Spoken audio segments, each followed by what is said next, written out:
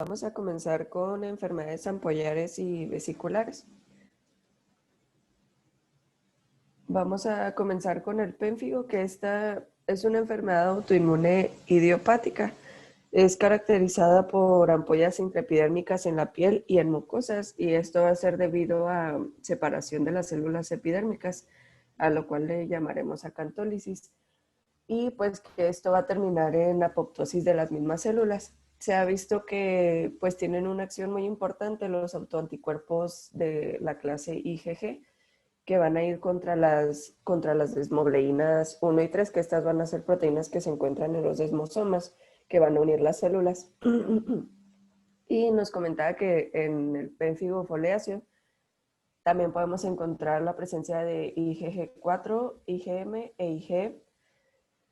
Nos decía que pues esta va a ser la enfermedad ampollar más común de clase autoinmune y que se presenta principalmente en mujeres de 40 a 60 años. Nos habla de que la muerte de estos pacientes por complicaciones va a ser escéptico. Y en cuanto a la etiopatogenia, nos hablaba que tiene un componente hereditario fuerte. En México se habla de que el HLA-DR14 y el HLA-DR10 están presentes en las personas que padecen el pénfigo vulgar y el HLA-DR1 en las personas que padecen el pénfigo seborreico. Sin embargo, se ha visto que en pacientes que toman la D-penicilina está relacionado que aparezca el pénfigo si el paciente tiene HLA-B15. Y pues otras formas en que se puede desencadenar el pénfigo es mediante el consumo de AINES, mediante el consumo de piroxicam, rifampicina, incluso captopril, perdón, o también en diferentes mecanismos como lo serían las quemaduras o la radioterapia. Y se sabe que, bueno, en el esquema de abajo, al momento de atacar las desmogleínas, por ejemplo, la desmogleína 3 se ve afectada en el pénfigo vulgar, que sería la imagen de abajo, y es como se va a formar la ampolla suprabasal. Y en el caso del foliáceo se ataca la desmogleína 1, que aquí nos formaría una ampolla subcórnea. Le das a la siguiente. Para clasificarlo lo haremos de dos maneras, las formas clásicas y las formas raras. En cuanto a las formas clásicas, tenemos la superficial y la profunda. En cuanto a superficial, vamos a encontrar el pénfigo foliáceo, que este puede ser esporádico o endémico, y el pénfigo eritematoso. Y en cuanto al profundo, vamos a encontrar el pénfigo vulgar y el vegetante, que pues estos son las formas más graves de la enfermedad. Y en cuanto a las formas raras, tenemos el herpetiforme, o también llamado pénfigo con inmunoglobulina A, el paraneoplásico neonatal o el que es inducido por fármacos. Comenzando con el pénfigo vulgar, vamos a tener que este va a ser el más común de todos, de entre un 80 a 85% de los casos. Se caracteriza por una erupción en cualquier parte del cuerpo, o incluso en mucosas, atacando en la mayoría de los casos a la mucosa oral, pero también tiene predominio por los pliegues. Se va a presentar como ampollas flácidas de 1 a 2 centímetros y al romper se van a dejar la zona desnuda y se pueden presentar excoriaciones así como costras belicéricas. También se acompaña de fiebre, anorexia, dolor, vómito o incluso diarrea, pues este va a atacar al estado general. Nos dice que cuando remiten no van a dejar cicatriz, sin embargo van a dejar una hiperpigmentación en la zona que se vio afectada, y aquí se van a presentar el signo de Nikolsky, que este va a ser un desprendimiento de la piel sana al momento de presionar la, o sea, bueno, al momento de presionarla, pues se desprende. Y el signo de Asbo-Hansen, que este nos decía que al presionar la ampolla va a haber una extensión lateral. Dale a la siguiente. Y pues en las imágenes nos muestra la A, pues así se vería el pénfigo vulgar ya extendido. En la B es el signo de Nikolsky, que al presionar pues se desprende la piel la piel sana, y pues ya las demás son representaciones del pénfigo en diferente, bueno, en la mucosa, que pues la oral es la más afectada. ¿Le das? En cuanto al pénfigo vegetante, nos decía que lo podemos dividir en dos, el de Newman y el de Alopo. Y el de Newman es el más grave y el otro va a remitir con el tratamiento y pues es de una forma más leve. Nos decía que predomina en los pliegues alrededor de la boca, manos y pies y que se va a presentar como ampollas que van a dejar erosiones, luego se convierten en vegetaciones rojas y nos decía que pueden estar también húmedas y presentar costras.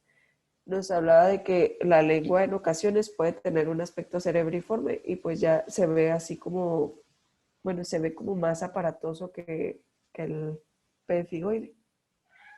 Le das a la siguiente.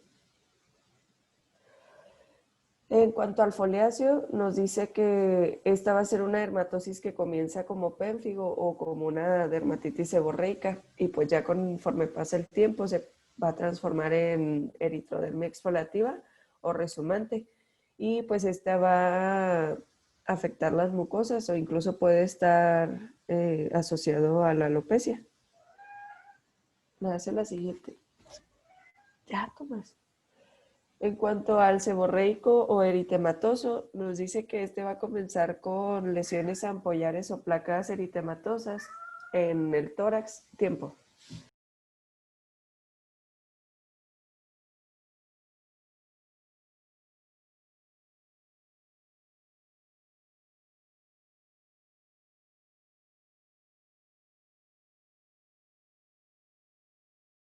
Listo. Que comienza con lesiones ampollares o placas eritematoescamosas en tórax, hombros o incluso se puede ir hacia la piel cabelluda o la región retroauricular. Y nos menciona que estas lesiones van a estar asociadas con el lupus o incluso se pueden observar como se observan en el lupus, que pues sería, por ejemplo, la imagen A. También nos dice que aquí va a haber poca afección a las mucosas y que pues conforme pasa el tiempo puede convertirse en un pénfigo foliáceo. Le das en cuanto al pénfigo herpetiforme o también llamado pénfigo con inmunoglobulina A o dermatitis herpetiforme con acantolisis. Nos dice que esta va a ser una presentación pues rara, pero tiene una evolución crónica. Aunque tenga esta evolución crónica, pues es benigno. Entonces nos decía que a pesar de que sea benigno, puede evolucionar a pénfigo vulgar.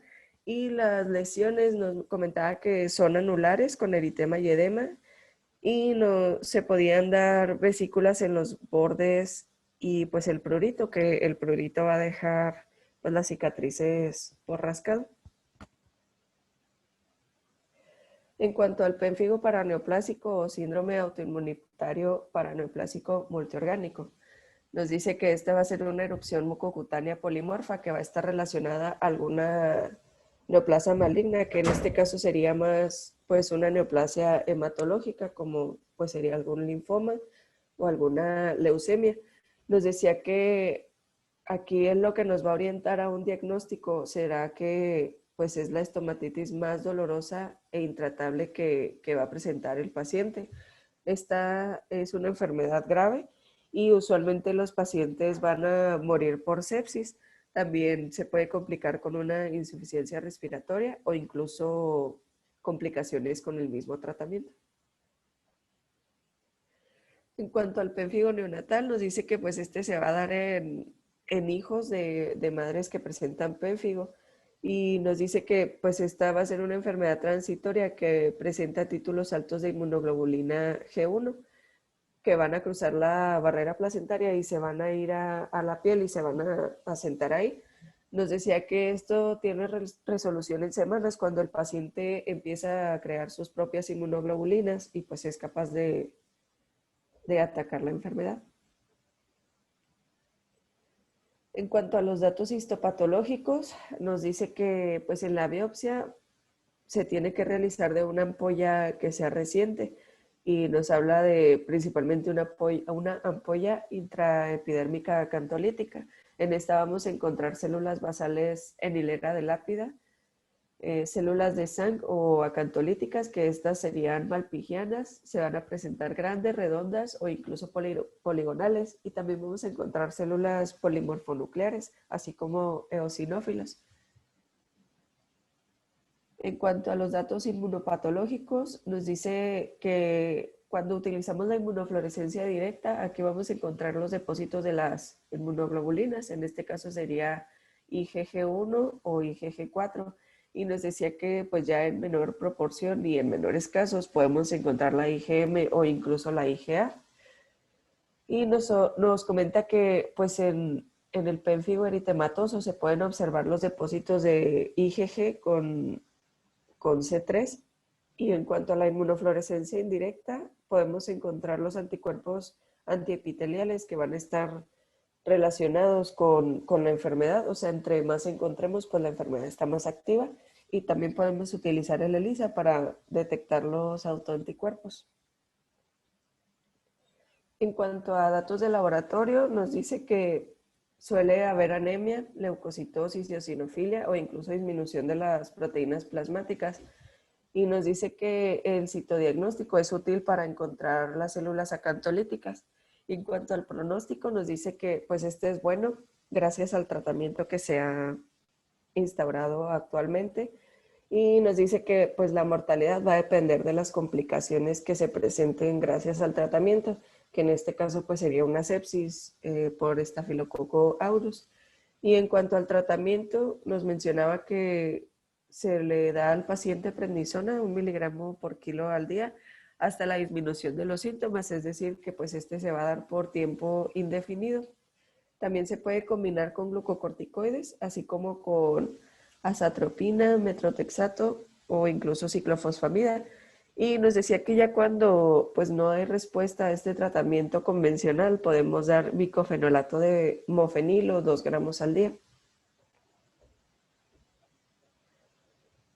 Continuando con el penfigoide, Si quieres, antes de que continúes con el penfigoide, perdón,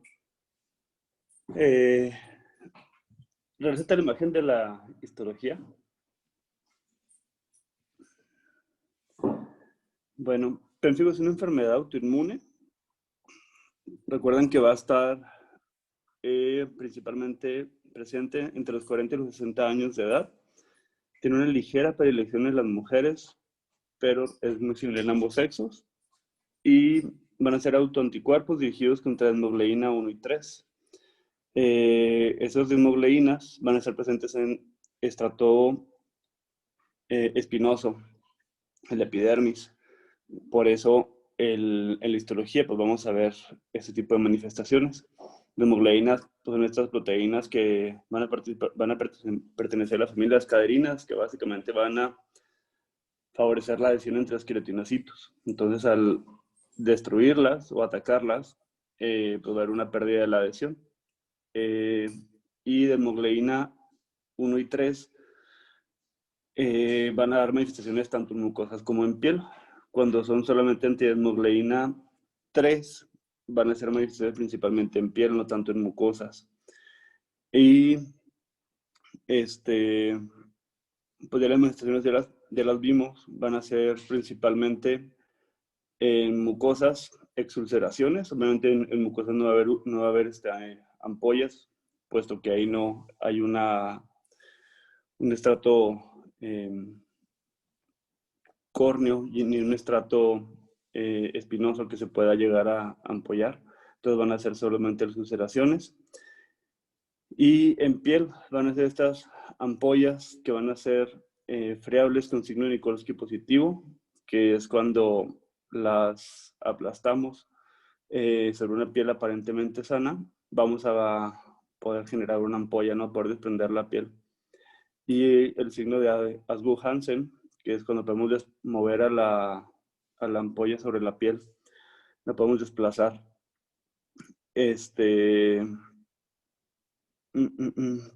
Bueno, el diagnóstico pues va a ser obviamente principalmente por la biopsia. De hecho, cuando tengan sospecha de eso, tiene que ser biopsia, un diagnóstico clínico como tal.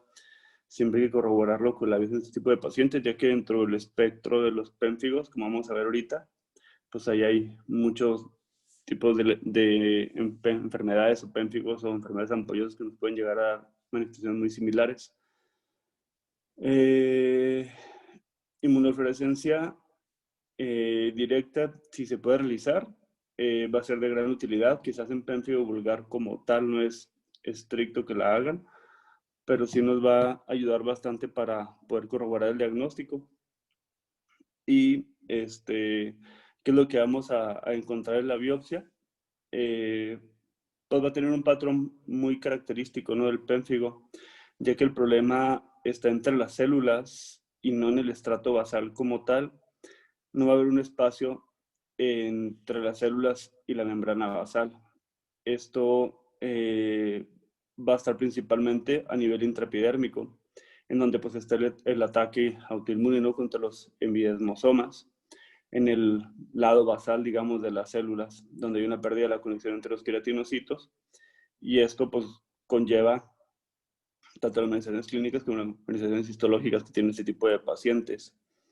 Y estas conexiones pues van a ser como un zipper, ¿no? Entonces, al quitar este zipper, vamos a poder encontrar este daño intracelular y aún así la membrana basal permanecer intacta, ¿no? Le va a dar el patrón que se llaman patrones lápidas, en inglés llaman tombstone patrón. Básicamente vamos a encontrar esta acantolisis en ese tipo de pacientes. Va a haber un incremento en el contenido también de eosinófilos en ese tipo de pacientes, aunque no va a ser tan característico como el patrón de lápidas que vemos ahí en la imagen de la derecha, ¿no? Y ¿a qué altura? Pues va a ser intraepidérmico. Partes basales van a estar completamente conservadas y va a haber algo de esponjiosis, va a haber un infiltrado inflamatorio perivascular, principalmente por linfocitos y polimorfos nucleares. Y en cuanto a la inmunofluorescencia directa, va a haber ahí un depósito de IgG y C3, lo que va a estar presente en la epidermis baja, ¿no? Ya que, ¿por qué IgG? Porque esos autoanticuerpos contra el nucleína 1 y 3 son principalmente de tipo IgG4. Es una reacción de hipersensibilidad tipo 2, ¿no?, a final de cuentas. Entonces, es lo que nos va a dar este patrón característico de la inmunofluorescencia directa, que si se puede realizar, pues eso nos ayuda a confirmar el diagnóstico, aunque como les comentaba, en pénfigo vulgar como tal, pues no es necesario. Usualmente este tipo de pacientes tienen dos fases, una fase de remisión y una fase de mantenimiento, que es como el objetivo con el tratamiento, ¿no? Un mantenimiento, puesto que no es una enfermedad que es transitoria o que se cure. Es bien importante hablarlo con el paciente, ¿no? Mencionarle que es una enfermedad crónica, que tiene un manejo multidisciplinario. ¿Por qué? Porque también nosotros tenemos que apoyarnos tanto con la oftalmología por las manifestaciones oculares, como con los dentistas. Porque los dentistas, por tanto manifestaciones bucales, como que si este tipo de pacientes tienen infecciones bucales, pueden tener recaídas, perdón, de la enfermedad. Y en cuanto al tratamiento, pues la terapia de primera línea definitivamente pues, es la prednisona, 0.5 miligramos por kilo cada 24 horas. Y pacientes que tengan afección al estado general, que requieran hospitalización, ahí es metilprednisona por vía intravenosa, en pulsos, para poderlos controlar. Pacientes también se pueden manejar con rituximab, que no es como tal de terapia de primera línea, pero sí ayuda bastante a los pacientes con difícil control a un manejo. Y si no se tiene acceso al rituximab, pues puede ser acetoprina o puede ser el micofenolato, y con eso les va bastante bien. Ya todos se consideran como terapias de inicio. Terapias de segunda línea se consideran metotrexato, ciclofosfamida y la dapsona. Ponla del tratamiento, por favor.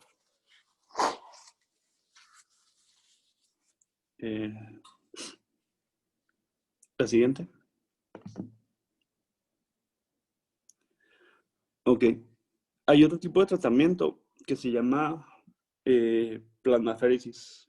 Plasmaféresis es básicamente conectar al paciente a un aparato extracorpóreo, el cual va a hacer un lavado del plasma. Ese lavado es a través de filtros para extraer autoanticuerpos. Ese tipo de tratamientos en Chihuahua, pues desafortunadamente no hay, pero también ayudan bastante. Obviamente tampoco son curativos, pero pacientes de difícil control, que no tenemos rituximab, que fallaron la rituximab, también es una buena alternativa. O pacientes que tienen pues sí, un mal pronóstico puede ser una buena alternativa. La otra opción es la inmunoglobulina intravenosa, que lo hemos hablado en el síndrome de Leyer. También es una buena alternativa en ese tipo de pacientes que tienen un difícil control. Aquí la idea con el tratamiento es tener la dosis mínima necesaria que se requiera con prednisona, irles disminuyendo la dosis hasta que tengan una buena respuesta, y siempre utilizar algún error de esteroides. Como les mencionaba, acetoprina es de los primera elección, y con ellos apoyarnos para no tener que utilizar tantas dosis de esteroides, porque lo malo de los esteroides pues, son los efectos sistémicos adversos a largo plazo, ¿no?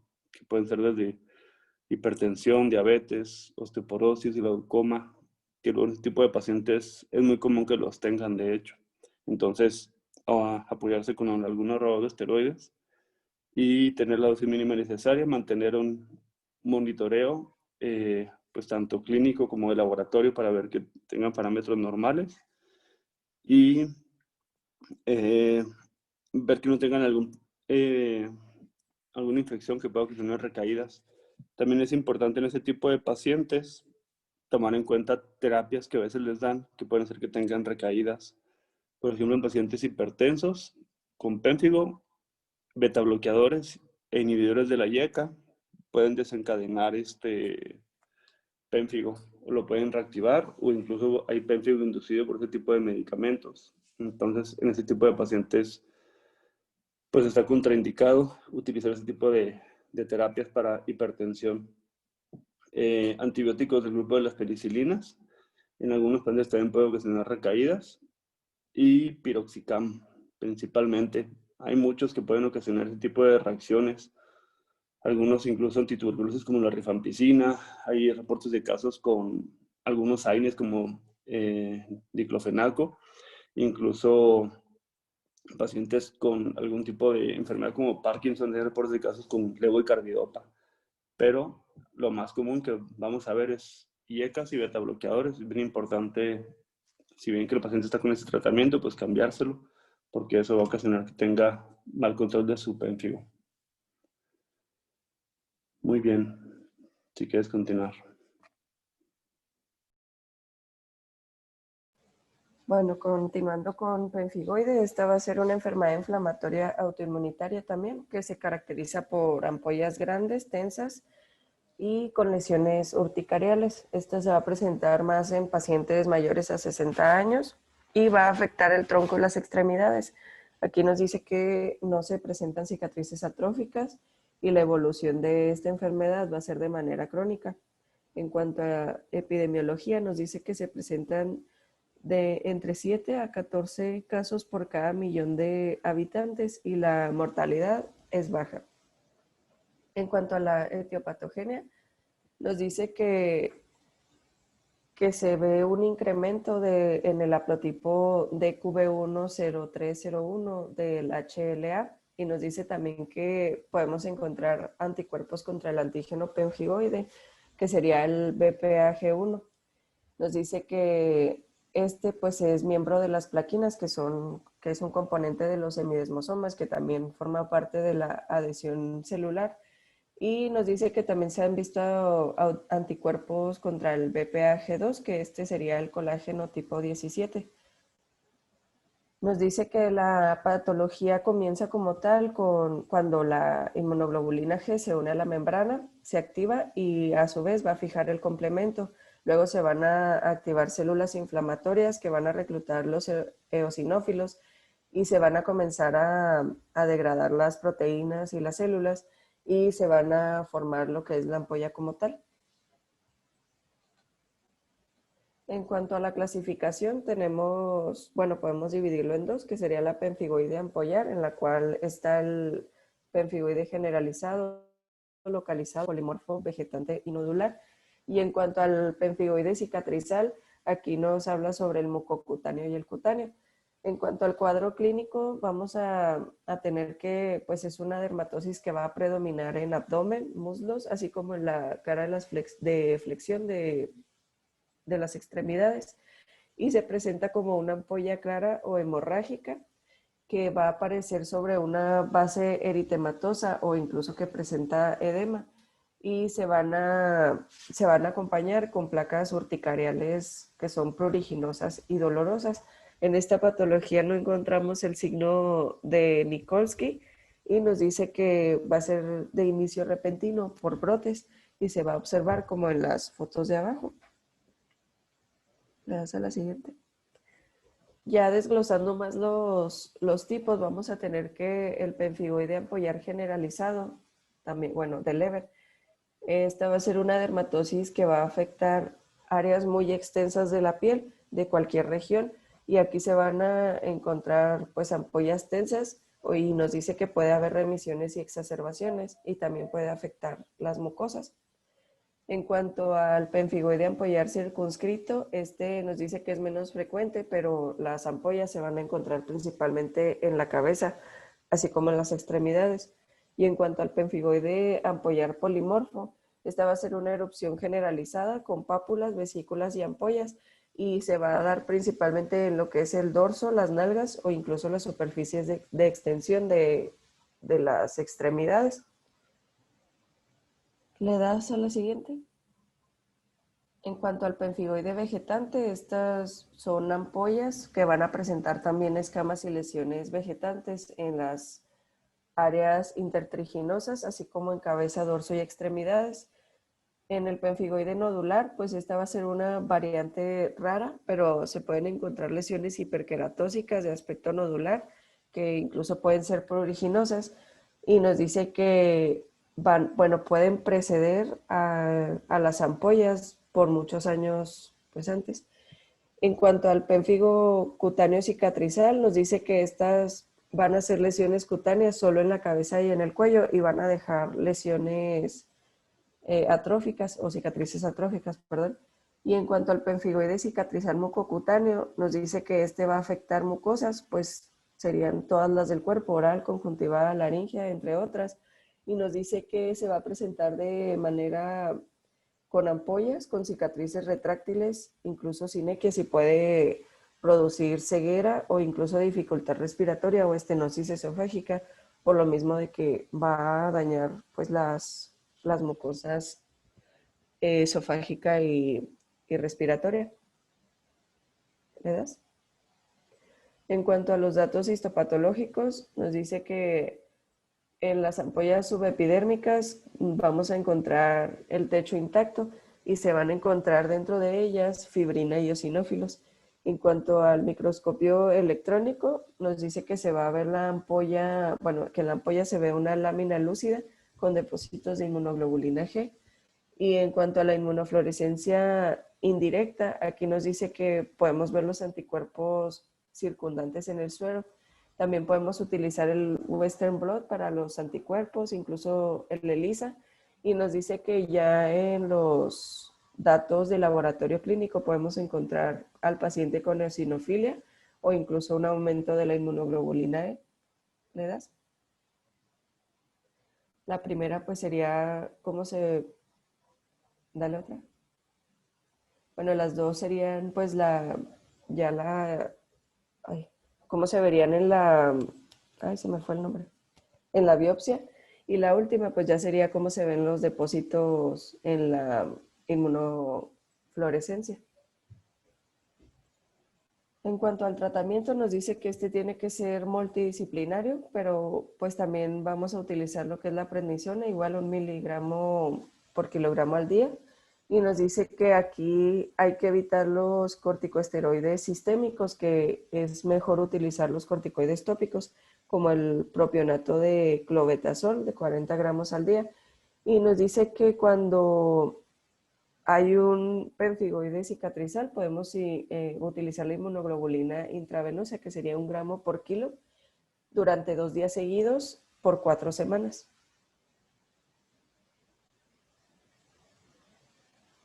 Y eso es todo de pemfigoide. De pemfigoide, a diferencia del pemfigo vulgar, la edad de inicio es alrededor de los 60 años o un poco más arriba. Y aquí la patogénesis es diferente. Es contra el BP180 y el BP230. Puede ser contra los dos o contra uno de los dos. Entonces, estas proteínas van a resultar también en activación y reducción de mastocitos. Por eso, cuando vemos la biopsia de ese tipo de pacientes, hay más neutrófilos y más eosinófilos comparado con pemfigo vulgar, que no es como lo característico o patognomónico, mejor dicho, de ese tipo de biopsias. Y por eso en este tipo de pacientes el prurito es tan intenso, inclusive van a tener placa urticariana, ¿no? Por esta liberación por parte de estas proteínas de mastocitos. Las ampollas van a ser más tensas y más duras comparadas con el pemfigo vulgar. Y aquí en laboratorios es importante la biometría porque vamos a encontrar esta eosinofilia periférica, a diferencia del pemfigo vulgar que no. También hay lo interesante con el pemfigoide, es que está asociado a ciertas enfermedades.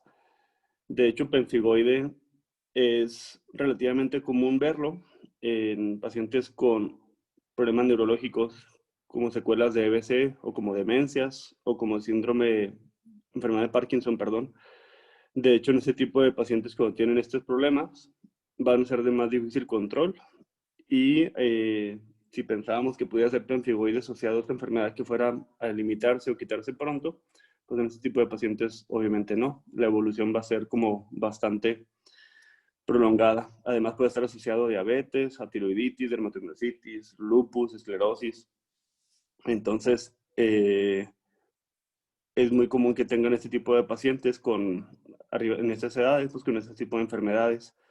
O ahí también influye mucho medicamentos. Si bien con pemfigo es más con betabloqueadores, aquí influyen mucho diuréticos, principalmente furosemida, AINES, YECAS, penicilamina y algunos antibióticos, principalmente derivados de las penicilinas. También se han asociado con disparadores de pemfigoide vulgar. Ahí dentro de todo, lo bueno, entre comillas, es que si lo tienen, al suspender el medicamento tienden a irles bien y mejorar un poco más rápido.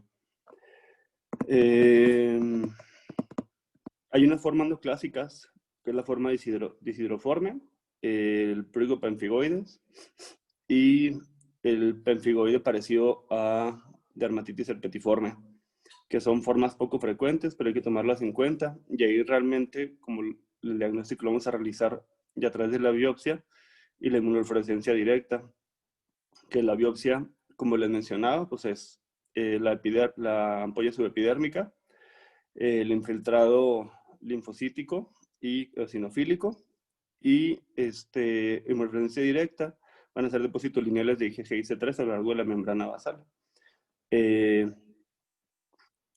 Predomina IgG tipo 1, a diferencia del pemfigo vulgar, que es IgG tipo 4, aunque también puede haber IgG tipo 4 en este tipo de pacientes.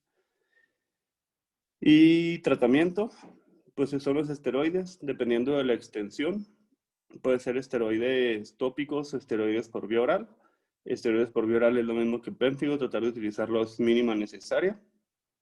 Y aquí con tratamiento con pemfigoide, perdón, algunos pacientes, aproximadamente un 30 a un 40%, después de 2 semanas tuvieron un muy buen control. Y ya después de esto van disminuyendo la dosis. Incluso algunos pacientes pueden llegarlos a mantener con puros esteroides tópicos y no tienes mayor problema. Otros no les va tan bien. Y puesto que aquí los autoanticuerpos son diferentes, aquí el uso de otro tipo de terapias antiinflamatorias, como incluso las tetraciclinas, les va bien a ese tipo de pacientes. Si no, igual los errores de esteroides van a ser la acetoprina, el micofenolato, ciclofosfamida. El rituximab les va bien, aunque no tan bien como con el pénfigo. Y la otra opción es la inmunoglobulina, al igual que en el pénfigo. A diferencia de pénfigo, aquí hay una terapia biológica que es el omalizumab, que ese se los comentaba en dermatitis atópica. Omalizumab es un anticuerpo anti-IgE, entonces hay algunos reportes de casos en los cuales parece irles bien. Es un medicamento bastante costoso, pero si tienen acceso a él, es una buena alternativa. Muy bien, te quiero seguirle. Bueno, y ya por último tenemos la dermatitis herpetiforme, que esta pues va a ser una dermatitis autoinmune con predisposición genética de una evolución crónica por brotes eruptivos y polimorfa. Nos dice que algo característico de ella es que es simétrica y se va a presentar como ampollas subepidérmicas con microabscesos que van a contener en su interior neutrófilos y pues va a estar acompañada de dolor y de prurito. Nos dice que también hay depósitos de inmunoglobulina A y está relacionada a enfermedad celíaca y enteropatía por gluten. Nos dice que va a afectar a ambos sexos de entre 20 a 40 años y nos dice que es excepcional en pacientes menores de 3 años. En cuanto a la etiopatogenia, nos dice que pues se desconoce la causa, sin embargo se ha visto que hay autoantígenos como la transglutaminasa epidérmica que pues tienen una acción importante dentro de la enfermedad, así como el HLA-DQ2, que este es el que más se presenta, y el HLA-DQ8. Nos dice que pues se ha visto que el gluten no es una causa directa de la enfermedad, pero que tiene mucha relación porque cuando los pacientes dejan de consumir gluten, la dermatitis herpetiforme suele cesar. También se cree que la inmunoglobulina A va a activar el complemento, lo cual va a desencadenar una respuesta inflamatoria y por esto se van a dar las lesiones dérmicas. ¿Le das? En cuanto al cuadro clínico, pues como comentamos en la diapositiva pasada, va a ser simétrica y nos dice que donde más va a afectar al paciente va a ser en los lugares de extensión, que en este caso sería en la mayoría de los casos en codos y rodillas, pero también se puede presentar en nalgas, en la región sacra o incluso en hombros, nuca, y piel cabelluda. El cuadro clínico se va a presentar con eritema, pápulas, placas urticariales, vesículas o incluso las ampollas tensas, que estas pueden ser aisladas o agrupadas. Y el paciente va a presentar también costras y manchas por la misma urticaria que van a presentar. Y se pueden acompañar de prurito y de ardor. Nos dice que este es un padecimiento crónico, pero no va a afectar el estado general y nos dice que la intensidad pues es variable y nos dice que se ha relacionado mucho con el hipotiroidismo o incluso con enfermedades hematológicas como el linfoma. En cuanto a los datos histopatológicos, nos dice que en lesiones tempranas vamos a encontrar neutrófilos, eosinófilos, fibrina y edema, que sería pues en la misma ampolla. También nos dice que ya en lesiones tardías vamos a encontrar las vesículas subepidérmicas, así como neutrófilos intravesiculares. Y nos dice que en el intestino, que aunque no es muy común que se evalúe o que esté relacionado como tal, nos dice que se pueden encontrar atrofia de las vellosidades e infiltrados linfocitarios, que pues esto es del 60 al 75% de los casos. En cuanto a datos de laboratorio, nos dice que no tienen una utilidad, sin embargo, podemos encontrar pues datos que nos pueden ayudar a pensar más en este diagnóstico, como sería pues inmunoglobulinas alteradas, así como reactantes de la fase aguda o incluso inmunocomplejos de inmunoglobulina A. Nos dice que aquí pues lo más útil sería determinar el HLA-DQ2, que es el que más se encuentra, e incluso el HLA-DQ8. Y en cuanto a los datos inmunopatológicos, nos dice que con la inmunofluorescencia directa vamos a encontrar los depósitos de la inmunoglobulina con C3 o incluso que se pueden presentar sin C3 y estos se van a encontrar en la unión dermoepidérmica. En cuanto al tratamiento, también nos dice que debe ser multidisciplinario y que se utiliza la dapsona o diaminodifenilsulfona de 100 a 200 miligramos inicial y como nos menciona el doctor, pues este debe de ir disminuyendo hasta encontrar la dosis mínima que siga evitando las lesiones. También nos dice que pues estos tratamientos pueden causar la methemoglobinemia o incluso una anemia hemolítica, pero que esta se ha visto que ha disminuido cuando le administramos al paciente vitamina E en 800 unidades al día.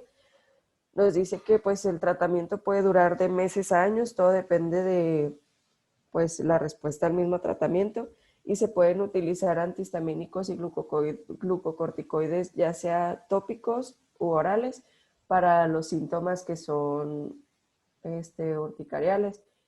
Y nos dice que pues hay que decirle al paciente que deje de consumir gluten en caso de que esté asociado a la enfermedad por la misma, que porque se ha visto que cuando dejan de consumirlo, pues, o sea, ha habido una mejoría muy notoria.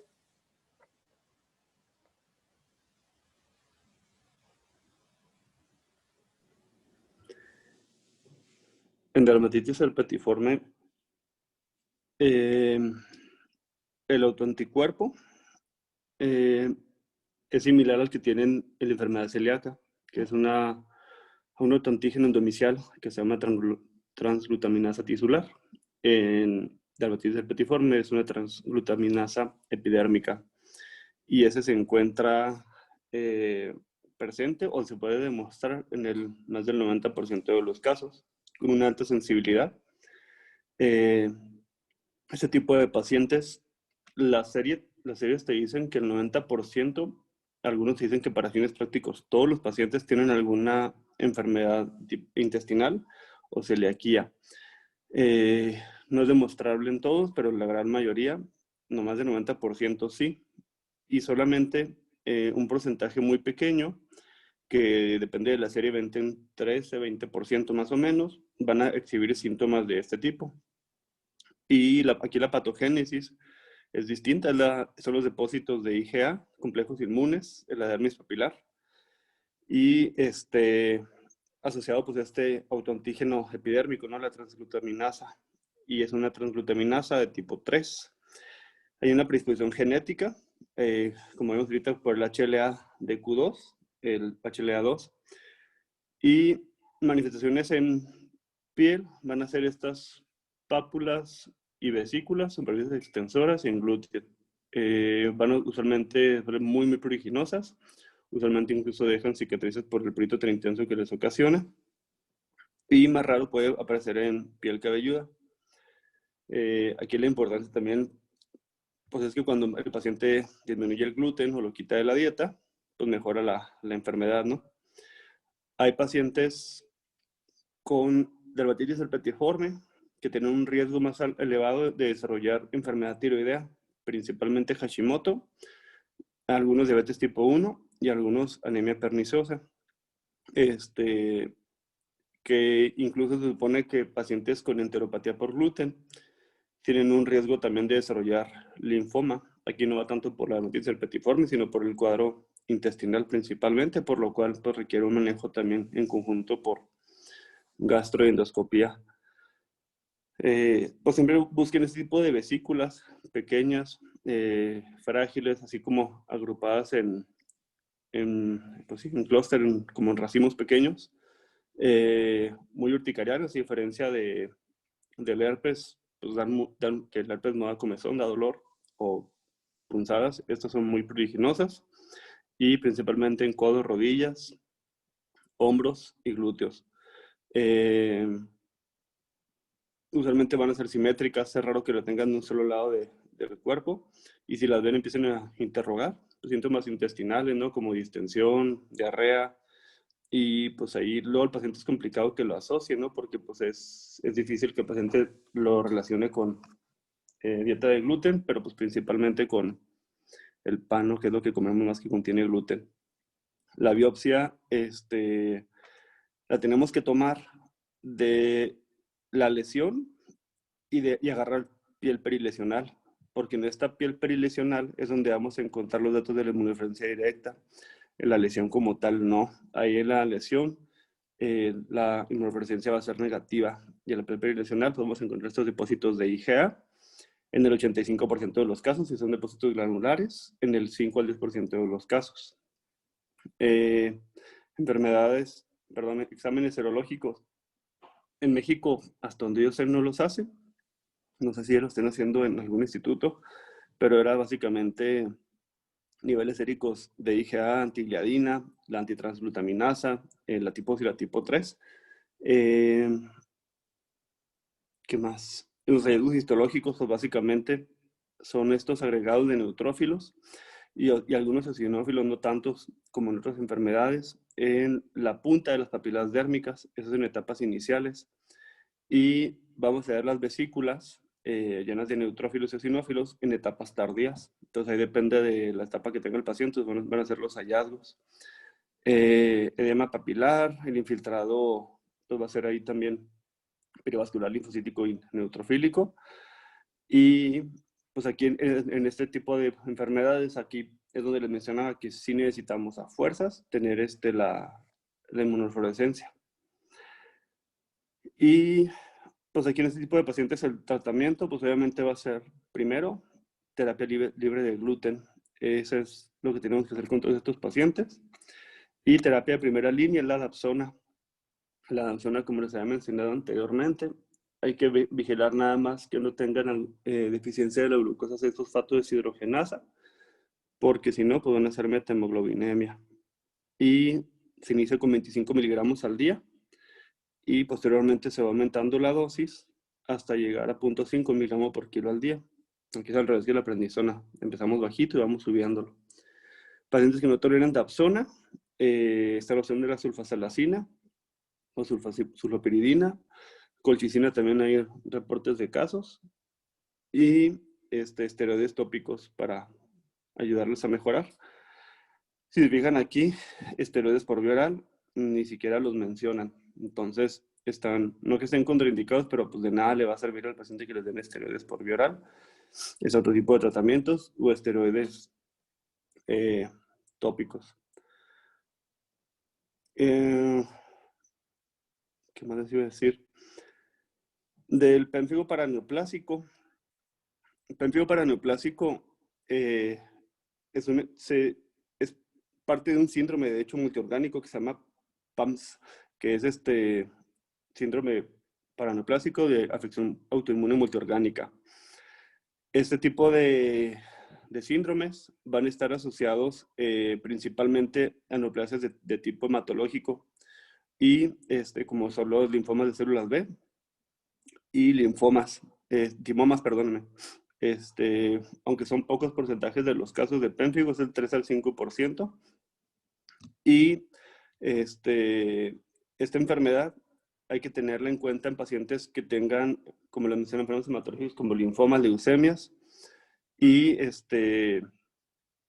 timomas, aunque algunos pacientes con neoplasias del tubo digestivo también pueden llegar a tenerlos. Obviamente son enfermedades que vamos a ver en pacientes de edades relativamente altas, entre 45 y 70 años. Y aquí las manifestaciones van a ser lesiones principalmente en región oral y en piel, vesículas y ampollas que van a ser muy dolorosas. En este tipo de pacientes va a ser muy notorio porque la afección se concentra mucho a nivel de mucosas de tubo digestivo y mucosa de ojos también. Entonces, en este tipo de pacientes que sospechen en pénfigo y que vean mucha afección de mucosas, sospechen ahí de alguna afección hematológica que estén ocasionando este tipo de problemas. Son pacientes que labios o mucosa oral incluso sangran y se hacen ahí costras bastante intensas. Pareciera incluso como un síndrome de Steven Johnson. Entonces, en ese tipo de pacientes es donde hay que pensar en pérfido paraneoplásico. Las mucosas en piel van a ser tensas, van a ser similares a las del pemfigoide. Y aquí el diagnóstico también dependemos de la inmunofluorescencia, porque si bien la biopsia pues va a encontrar esta acantolisis suprabasal, con un infiltrado principalmente linfocítico, es necesario demostrar por inmunofluorescencia los depósitos de C3 lineales y los de IgG, de la unión dermoepidérmica, para llegarnos a orientar hacia pemfigo paraneoplásico. Y aquí, a diferencia del pemfigo, que es de hemoglobina 1 y 3, aquí los antígenos son contra hemoglobina 3, por eso les mencionaba ahorita que hemoglobina 3 es como más específica de mucosas, y desmoplaquina y emboplaquina. Esas son las principales que van a estar relacionadas al pemfigo paraneoplásico. Y el manejo, pues obviamente primero es encontrar ahí la neoplasia que lo está ocasionando. Y tratamiento de primera línea van a ser los esteroides. De igual, 1 miligramo por kilo, incluso te puedes ir hasta 1 miligramos por kilo porque son cuadros bastante agresivos. Igual a auxiliarse con rituximab y inmunoglobulina. Y pues ya, si encuentras el tumor, pues es el manejo que requiera ese tipo de neoplasia. Y de los pénfigos, pues básicamente está el pénfigo de las membranas mucosas, pénfigo de las membranas mucosas, que va a ser poco frecuente. El pemfigoide va a ser contra las lamininas, laminina 332, que es principalmente la unidad beta 4 y el BP180, que son este tipo de pemfigo, que va a ser principalmente presentado en mujeres y va a afectar, pues como dice su nombre, ¿no? Mucosas nasal, anogenital, esofágica, ocular. Entonces este tipo de pacientes van a tener usualmente más bien datos como epistaxis, eritema perianal, fimosis, problemas incluso en mucosa vaginal en mujeres, disfagia. Pero sin eso hay que sospechar ese tipo de problema, y el diagnóstico pues lo vamos a hacer con la biopsia, ¿no? Y la inmunofluorescencia directa. Igual, tienen que hacer la toma de la biopsia de la lesión y de la piel perilesional, ya que la piel perilesional es la que va a mostrar los datos de la inmunofluorescencia directa para hacer el diagnóstico. Y aquí hay un problema con esta enfermedad, es que pues, tiende a ser agresiva y tiende a dejar ahí problemas a largo plazo, como son sinequias o disfagia en forma crónica. Y el tratamiento aquí también es de primera línea la dapsona, a diferencia de otro tipo de pénfigos, no es la prednisona. Y terapias de segunda línea son la ciclofosfamida. Muy bien. ¿Qué sigue? Tumores benignos. Sí. Bueno, si quieren eso los vemos mañana. Ok, doctor. Ok, doctor. Muy bien.